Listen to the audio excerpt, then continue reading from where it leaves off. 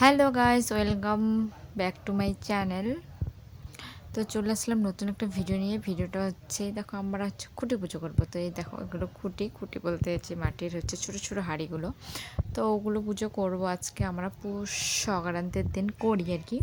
তো ওই কলসগুলো একটু আমি মালা গেঁথে আর কি সাজিয়ে দেবো। তো তার জন্য আমি মালা গাঁথছি আর কি ফুল দিয়ে। তো ওখানে 5টা কলস ছিল, আমাকে এখন 5টা মালা গেঁথে দিতে হবে।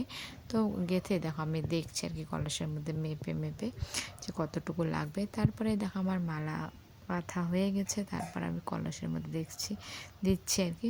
তো অতটা ভালো পারিনি, মা আর কি অনেকটা সুন্দর করে দেয়। তো তারপরে দেখো এগুলো বেঁধে দেবো এখন। বেঁধে এগুলোর মধ্যে জল আরও আর কি কী বা দেবে মা, দিয়ে তারপর এটার মধ্যে পুজো করা হবে। তো দেখো তোমরা, তো এটাকে বলা হচ্ছে খুঁটি পুজো। তো কার খুঁটি পুজো আছে একটু কমেন্ট করে জানাবে, ঠিক আছে গাইস? তো আমাদের তো পৌষ সংক্রান্তির দিন করি, আমরা রাজবংশী মানুষ এর জন্য। তো কার আছে একটু জানাবে, ঠিক আছে? এই দেখো আমার খুঁটি আর কি, খুঁটি কি কলসগুলো বাঁধা হয়ে গেলো। এই দেখো একটা বাঁধলাম, তোমাদেরকে দেখালাম, আর 4টে আছে।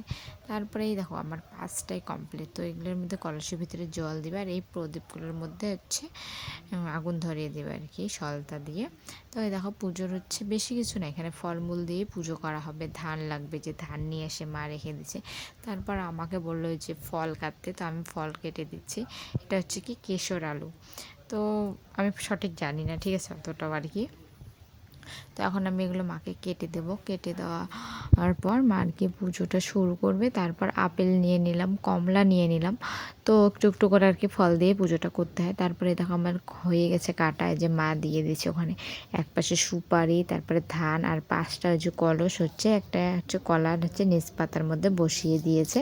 তো এই দেখো ফুল জল দিয়ে দিল, আরও কী আর কি পুজোর মধ্যে আছে নিয়মকানুন, সবগুলো কমপ্লিট হলো। আমাদের পুজো হয়ে গেছে। তো এখন যে কাকি ওরা আছে, ওদেরকে আমি প্রসাদ দেবো গাইজ। ভিডিওটা এই পর্যন্ত কেমন লাগলো একটু জানাবে, ঠিক আছে?